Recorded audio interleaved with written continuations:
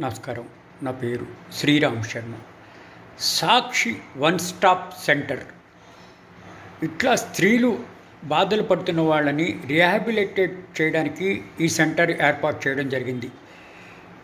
ఈ సెంటర్లో ఇప్పటిదాకా 3,000 మంది వివాహిత, అదేవిధంగా పెళ్లి కాని వాళ్ళు కూడా ఉంటున్నారు. స్త్రీలు డొమెస్టిక్ వైలెన్స్ వల్ల బాధపడుతున్న స్త్రీలు, సెక్సువల్ హెరాస్మెంట్ బాధితులు, యాసిడ్ అటాక్ స్త్రీలు, చైల్డ్ మ్యారేజ్ బాధితురాళ్ళు, వేరే వారితో సఫర్ అవుతున్న స్త్రీలు ఇందులో తలదాచుకుంటున్నారు.